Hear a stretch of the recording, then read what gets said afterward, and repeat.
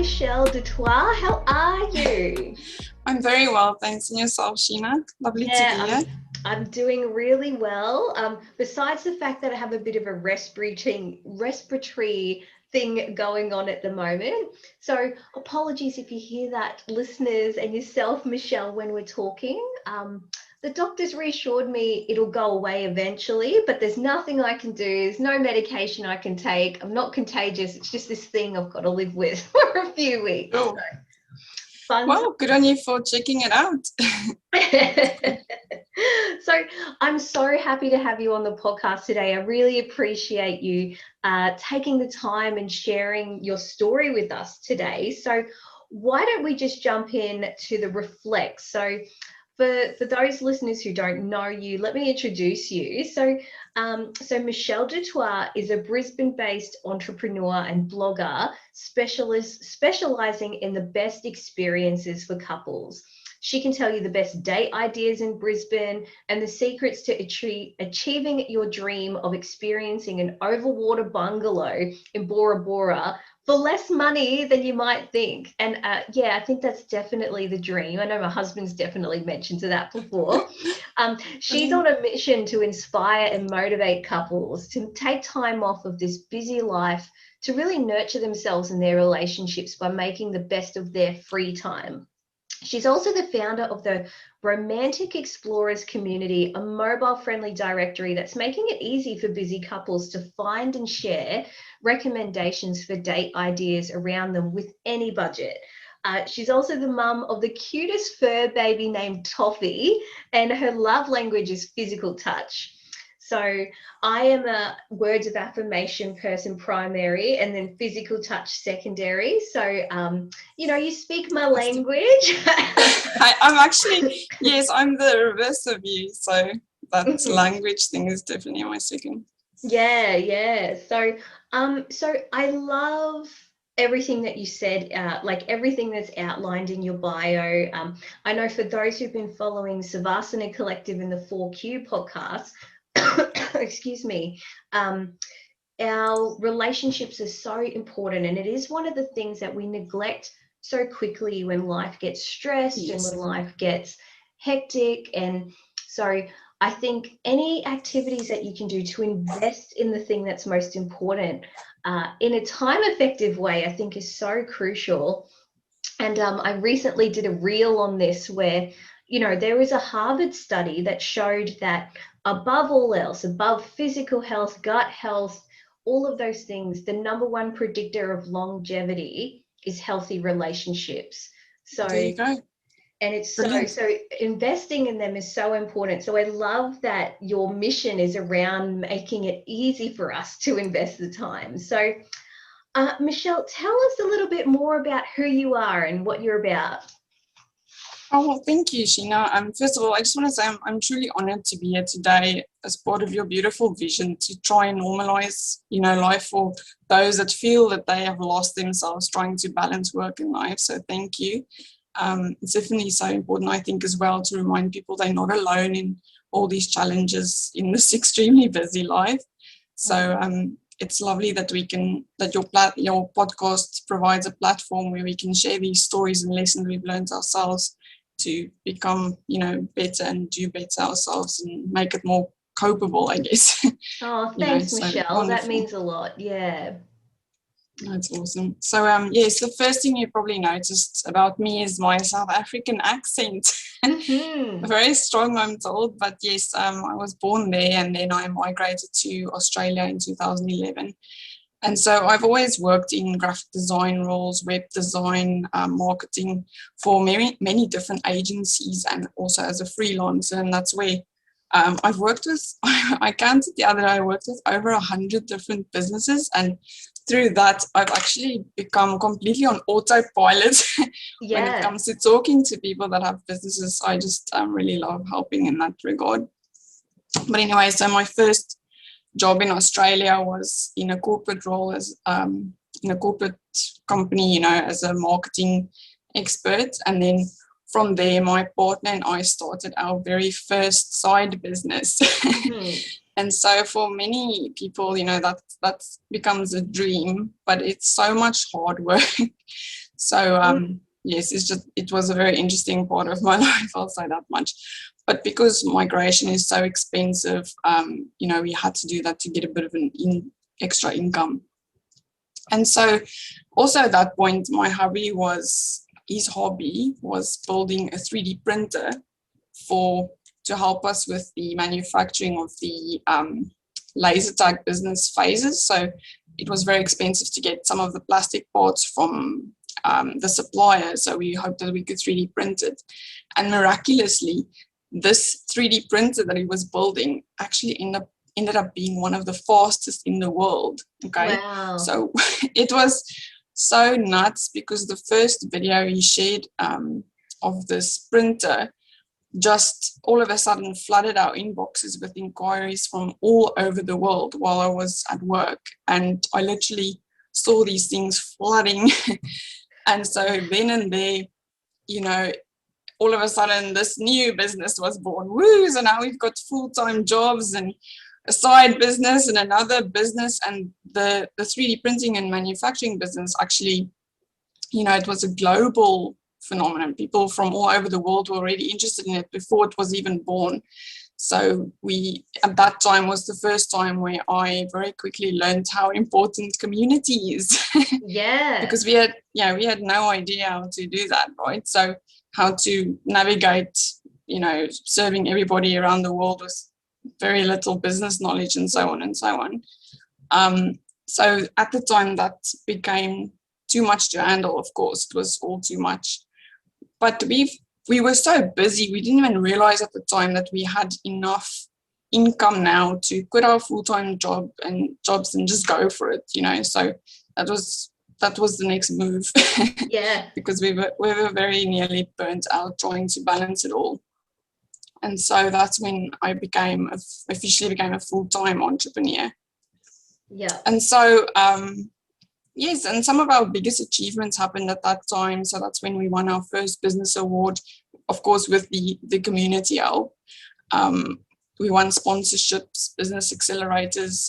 We made it to the top 10 Australian finalists in the Startup World Cup and achieved a successful Indiegogo campaign and much more. So that's where I picked up most of my business knowledge, I guess, which I'm using today to help businesses, but more on that later. But that said, like many people, I have to tell you, it was not without challenges. It was with some insane ups and downs, definitely. And I think from that experience is where I genuinely formed a very soft spot for other business owners, because I know what they go through to keep their dream alive. So at the time we were also traveling a lot to market these printers, and that's when I started my travel blog. So yes, and then the business was going well until COVID struck, and then it wasn't doing so well. And so that's kind of where things changed for me, and I had to make a decision if I'm going to basically follow go back to working for somebody else, or am I going to follow my dream of taking my travel blog further, and so on and so on. So that's kind of a bit where I'm at now. And yes, I can definitely relate to your listeners, in terms of being in a very overwhelming position a lot of the time. And I've just really been through, the deepest ends to try and make a balance of it all. So, and I have learned a lot along the way, and I hope to make a difference today in sharing what I've learned and how that can possibly help your listeners. Oh, I think that's just a wonderful story. And I get a really clear visual of, I can just imagine looking at my phone in the email inbox and just it blowing up, and I can just imagine how much that anxiety, that, like when you had that, the 3D printer and all these inquiries, like I can just visualize me doing that on my phone going, oh my gosh, how would I even manage that? So yes, absolutely insane. Yeah, so what an experience, and definitely the ups and downs, and yeah, COVID's just really sort of knocked it for six for a lot of people. And I think yes, I think COVID has really been interesting because it has shown us that not only what our passions are, but our relationships are just so important, you know, and have we been nurturing that prior to, you know? Very much, yes. Yeah, and so I love to get into this redefining, because I think, you know, it's such a brave act to follow your passion. And I know in a lot of the one-on-one work that I do with people, it's really Yes. about getting them to tune in to what they're passionate about and love. And sometimes you get this reaction of, Sheena, I don't know what I'm passionate about. Like, I don't know what brings me spark. And it's kind of this journey of, well, when you know yourself and you go through experiences and you learn about who you are and what your values are, that'll guide you in the right direction. So Yes. even if you don't logically know what's going to, you know, what lights you up or what career Definitely. you want to get into, sometimes it's knowing yourself enough to get your intuition to guide you in the right direction. So I'm curious. So let's get to the second R, the second question of our 4Q, our 4 question podcast, which Yes. is, so it's the redefine. So this is about a pivotal moment or defining sort of experience in your life that really redefined a new experience or meaning in the way you see life. So tell me, what's your redefine kind of experience? Well, you know, Sheena, it's very, very true what you just said about, you know, needing that sort of almost needing to slow down and listen to your gut feeling in terms of, you know, what brings you that true spark. So, you know, from what I told you just now, you can probably gather that I was so busy. I had, honestly, to other people, you know, I look like this inspirational person. I've achieved so much in business. You know, we've sold printers to over 21 countries. Everything looks on the surface like it's going gangbusters. But the reality is, in 2016, I I was driving back from just hosting a session on for one of my businesses, helping a customer, and I was feeling really good because I got extremely good feedback from the customer and so on. And the next minute, I'm not kidding you, my leg went numb. Okay, so, and I was driving, so I'm like, okay, well, this isn't okay. I better pull over. So I pulled over and I didn't think too much of it. I just phoned my husband and say, hey, you know, I might just be a little while and just waiting for this sort of cramp or whatever it is to go away. And we were still laughing. Okay, so we're having this chat and he's just making jokes about, you know, my foot loose and whatever. I can't remember the conversation, but we were laughing so much. And the next moment I realized that wherever this cramp is going, it's actually flowing through my entire body. And it's almost like, it felt like I was walking through water and the water level is rising, right? And as far as the water goes, anything below the water was going numb. Wow. And so I was like, I started realizing, okay, something is very, very wrong. And my first thought was I might have gotten bitten by a very dangerous spider or something, because that has happened to me before, working in the bush and so on.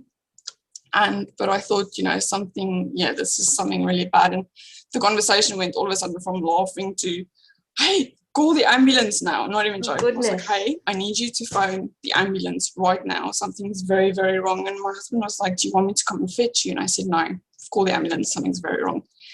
And so, oh my gosh, you know, I still remember it so vividly. Like, it's, yeah, it was the most traumatic experience for me, because so I'm trying to phone the ambulance myself as well. And as this water level is rising, I noticed that I'm going to lose my voice. I'm going to lose my sight. I couldn't even keep myself upright anymore. I couldn't feel my hands to SMS for help, anything like that. So one of the last things I did, thinking this is the end, Oh goodness. was I had to check in on my phone, because I thought, if I die today, people need to be able to find my body. Like, that's what was going through my. Wow. And I checked in, and I have a Facebook group of just my closest friends, and I said, hey, something is very wrong. Quibus is calling the ambulance. I'm just checking in here so you can find me if something bad happens. And I didn't include my parents in this, but my friends freaked out and started calling my parents. And so it just became a stress for everybody. It was extremely traumatic. So when I was on the phone with the ambulance, I couldn't even tell them where I was because my mouth went numb. So imagine the frustration of that. So you're trying to tell them the address and, nothing's coming out. It's like an absolute nightmare. And so by the time the ambulance came, I was half unconscious basically. And I just remember thinking, I hope I didn't lock my door because my arms were numb, so I couldn't unlock my door. And coming from South Africa, you always lock your door. The crime rate's quite high there, so it was a miracle I didn't lock my door that day. But yeah, so anyway, on the way to the ambulance into the ambulance, and then they really helped me, and I came to in the hospital basically and faced the music, and it was so bad. So basically what had happened is my body shut down unexpectedly. So being somebody that works very hard and doing what I love, sometimes you don't realize how hard you work. And that's what I hope to warn people about with my story is that, we don't realize how close we get to our bodies just really unexpectedly shutting down. I was completely happy and feeling good just before this happened. Yeah. So, and of course, the experience put a lot of stress on my relationship and so on. And so for the next 2 weeks, I was stuck in bed and I couldn't even do basic tasks. Okay, so imagine, going from super efficient and all that entrepreneur to not being able to do anything but sit in bed and ask yourself the hard questions about why you're here and feeling as a failure as a wife. And, the self-judgment, just it's so harsh on you. So, and at the time, the only thing that cheered me up was looking at holiday pictures, of, just the travels that my husband and I shared. And what I want to highlight here is it wasn't my work achievements. I was literally in this time and space. It was like my life was flashing in front of my eyes, and I wasn't seeing what I was achieving at work and all that. I was seeing the genuine happy moments that I shared with my husband, So, and I guess, although it was such an awful experience, what happened here for me is I truly, truly found my passion and purpose. This is when I felt compelled to warn other couples about the dangers of, overworking and ignoring the need to look after yourself and your relationship in the busy life that we lead in. So I started my Facebook group and I just shared any inspirational pics about date ideas and romantic travel. And amazingly, other people started sharing theirs, and this just lifted me up so much and like lit me up in ways that nothing else has. So and that's where I've been following my joy, I guess. Yeah. And hoping to make a difference in a time where divorce rates are high, I guess. Yeah. So yes, it was a very interesting time, but I do feel it's brought better things out of it, Wow, what an amazing story. I was on the edge of my seat, like cliffhanging, like what happened? So did you get an explanation as to what happened in your body, or were they just like you pushed yourself too much? It was a combination of I got so busy that I completely forgot to look after myself basically, and my body just couldn't cope anymore. I promise you, a few years ago, if you asked me something simple like, do you have dry hair or something like that, I didn't even have enough self-awareness to tell you if my hair is oily or, I was just, everything was just about work, and, it was really a bit silly, but yeah, it's really made me have a hard look at myself and all the people I heard through the experience. My parents had already lost a child, so for them to hear that I was in hospital, had a near-death experience, was very hectic on them as well. So we don't realize the impacts of this as well. Yeah, truly, truly. So I know a lot of people would be familiar with the book The Body Keeps Score. Yes. It's a trauma book, but it came back to number one during COVID because everyone's like trying to deal with their trauma. And I think one of the most amazing things I find, again, in my one-on-one work or when I'm generally working with people is the what we call somatoform disorders, or basically unexplained pains that can't be explained with physical, the doctors can't explain it. And so it's amazing how when we really start doing some work and getting deep, how all of a sudden, oh, my neck pain, it's starting to go, or like my back pain, like my unexplained back pain, like I don't, it's not as strong Yes. anymore, or even gut issues, things like that. Like people start to go, I'm finding myself having less issues. And I think that you're so right, is that you're sort of disconnected and from the body when you're too busy. And I guess that's what I really try to show people as well, is like anxiety, stress, depression, these body aches, they're not something wrong with you. They're actually your Yes. body and your brain healthily functioning and going, stop.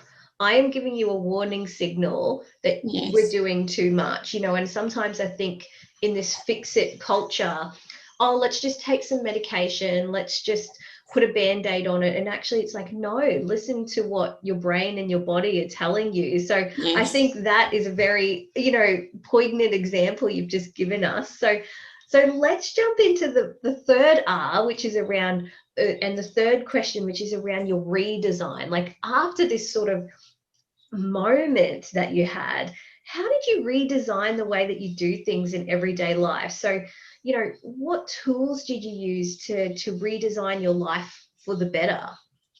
Yeah. So as I mentioned, I had 2 weeks where I could do nothing else but really take a good hard look at my life and what led me to be in hospital, not knowing if I'm going to be okay again or what the problem is and so on. So I just took the steps, but more importantly here, I took responsibility for my own happiness, because sometimes I feel in relationships we feel like our partners need to make us happy, but this was not just about my relationship not being perfect, but it was also like I had let myself down in some way, and Mm, I needed to take responsibility. Like, if I had maybe looked after myself a bit better, I wouldn't have found myself in that position. Let's just be honest. yeah. So the first thing I did was I went to a psychologist and learned a lot about anxiety. That was prescribed to me by my doctor. So she taught me all these breathing techniques, which Mm, helped amazingly. Like, even I can tell you, even I'm a lot calmer coming into this podcast than I've been than I was maybe at that time when I was, still yeah. learning about things. But I've just learned not to get, not to get too much in the moment, but just enjoy it for what it is. So that's really nice. Also learned how to control the anxiety, like just being aware that it's not as bad as it feels, and it's not as it feels like where it's choking you up and things. It's really in your mind, and you just need to take those deep breaths to calm your mind and just, be present again and be Mhm. in control. And then other things I realized, I was drinking too much soft drinks. I know anybody listening to this podcast knows that about me, and they'll be like, yeah, Michelle, we were waiting for you to wake up to that one. Of course, I had to learn to focus on sleeping better. So I've the app Calm. Mhm. Yes, absolutely love that. Learned, the adult sleep stories just work fantastically. Also Yep. from there, I learned they've got such a good meditation for beginners program. That's made a big difference even to today. That's one of the highest recommendations I have. I was one of those people who had a very different idea of what meditation was, and I'm so glad I didn't just, keep to my judgment of meditation and actually gave it a go. It's like my trainer says, it's like picking up ninja skills for life and everything you're dealing with. It's magic. Um, Yeah. yeah, at the time, I also found it hard to switch off and relax. I'm sure anybody who's got a very busy lifestyle can relate to that. So I took active steps to turn my home into a romantic escape, a Beautiful. place where I could relax and I didn't have to escape from. So, I just got a little hot tub for us because I knew that was something that relaxed me. I also joined a wonderful gym for group training, went back to church. So really focused in on what makes me happy and makes me feel like a whole person. So yes, and then relationship wise, we set boundaries not to always talk about business. Mm-hmm. We definitely lost, our connection there.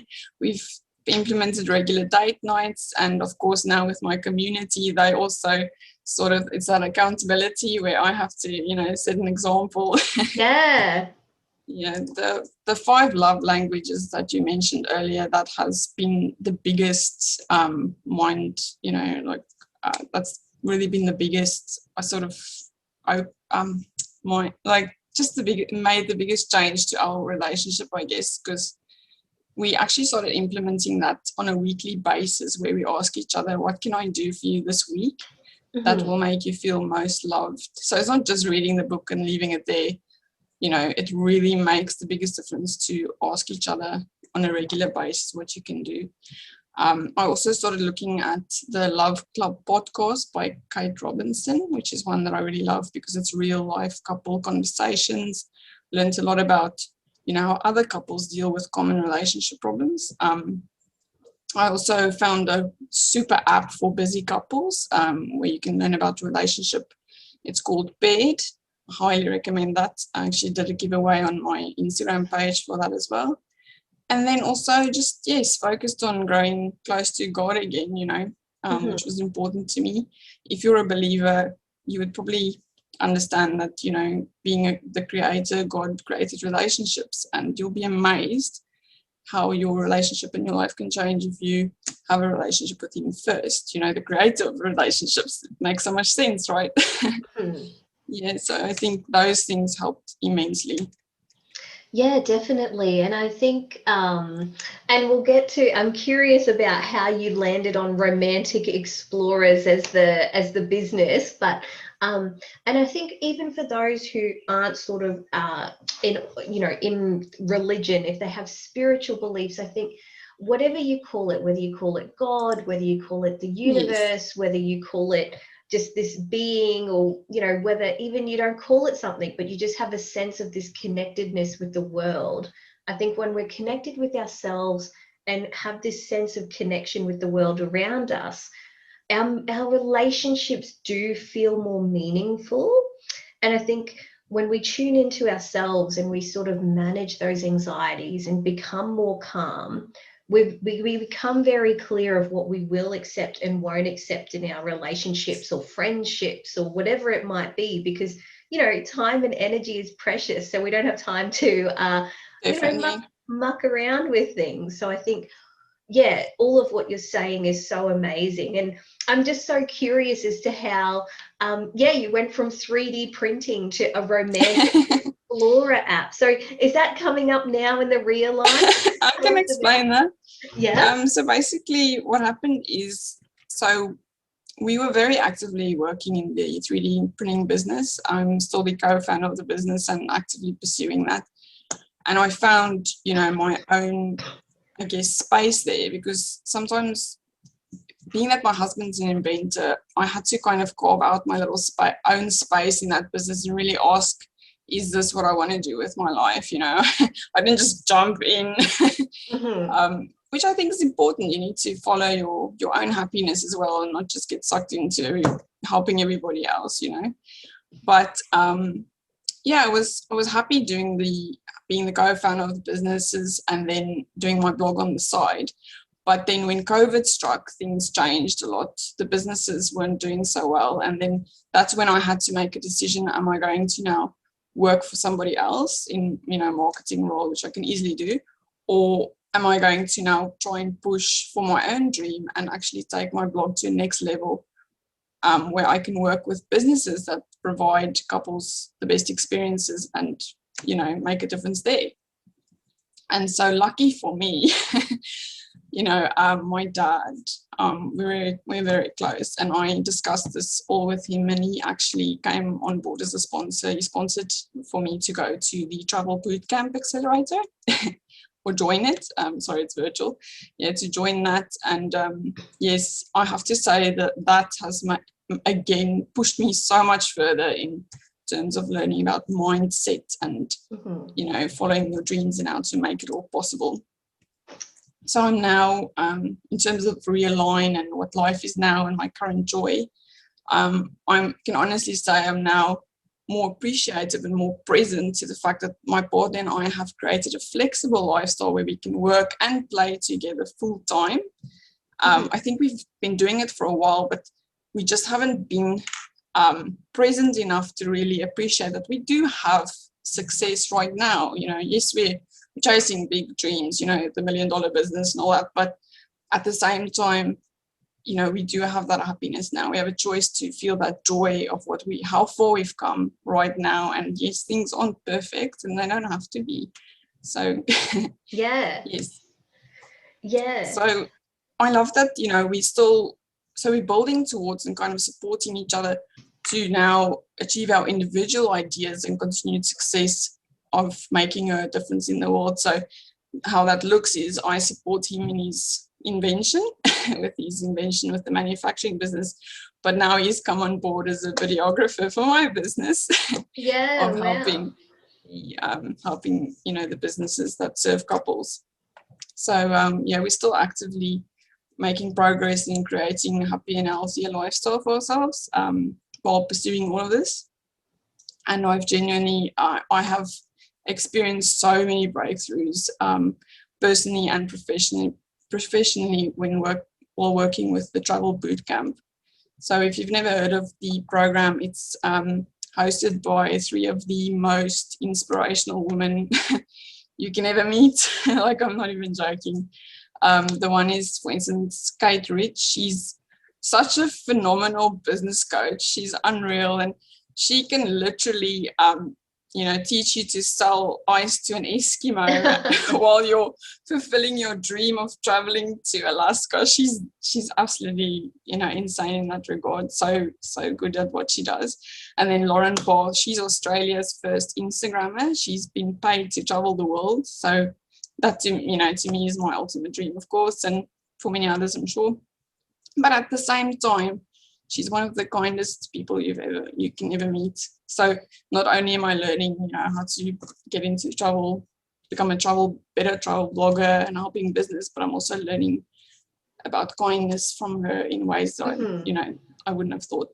And then Georgia Rickard, she's one of the most successful travel writers. I can go on, about this lady, but I'm sure you get the picture. So, and learning from them has honestly been the happiest time of my life, because I am genuinely now, I feel like I found my purpose, and, it's not just supporting my husband, but it's also really now taking steps, getting support in finding how I can genuinely, push my own business a bit further. So that's just been excellent. So just to highlight a few things that I've learned from them that I haven't really known, been so good at before, is just learning to structure my day so I can have better work-life balance. But also I've implemented little charts to keep me accountable for things I want to achieve. They've really helped me to become a lot more self-aware and recognize when I'm just starting to feel down, so I can catch myself before I go completely down to what they call the basement, which is a lot harder to get out of. And I'm sure, anybody who gets overwhelmed now and again would know, once you get to a point where you're so low that it can sometimes take you days to recover. And so, that can really hold you back. So I'm so happy that I've been taught how to deal with that, because I've become so much more resilient from this experience. I also just learned to take time to celebrate the small things. Like I said before, earlier, I think I was so caught in the busyness, I didn't give myself any credit for what I've already achieved or any joy in where I am at now. It was just always chase the dream, and sometimes not even my own dream, like putting everybody else first, pouring from an empty cup while not looking after myself at all. So yes, just I think my general advice from everything I've experienced is looking after your mindset in a relationship is just as important as being the best at work, you know. And definitely surround yourself with a supportive community, find your tribe. There are people who know what to do, what you want to do. They really do have the keys to the universe, you know. And I've noticed that in your own program that you're launching at the moment, you know, yes, you know, that accountability that you're offering in a group, that's fantastic. Like really, that makes the biggest difference. So yeah, and just, you know, just a reminder that each of us have a unique gift of our own to share. You know, I could have easily gone and just forever supported my husband's invention and, you know, all his dreams, but you cannot let your own dreams and own gift to the world get lost. Mm-hmm. And I definitely needed people to see me, you know, see me for my own gifts and my own, you know, what I can bring to the world. So that's been amazing. Yeah, and then just the funny thing is we, you know, in this busy world, we all want the best relationships in life. But if we're honest with ourselves, I think a lot of us aren't really willing or putting in the work to work for it, you know. And that's super important. How can we expect to have these ideal relationships if we don't even make the time for date night, you know, or try to? So yeah, I think as a relationship blogger, I would like to, you know, suggest please think about what your relationship needs at the time and find the best date for it. So for instance, and it doesn't have to cost much, you know, I get this excuse like, oh, we don't have money. Sometimes the excuse of, again, what my coaches taught me, sometimes the excuse of I don't have money is a very self-sabotaging excuse. You know, instead of thinking I don't have money, rather think, well, what can I do to make this happen? You know? And so, as I said, with date ideas, it doesn't always have to be expensive. You know, I've just got this directory now where you can sort through date ideas of any budget. And I just think, but not just go on dates because you need that connection. So think about what your relationship needs. So if you find, you know, life has just become a little bit too serious, maybe do a fun date. Like I recently shared one where you can ride an inflatable unicorn into the sunset. That sounds fun.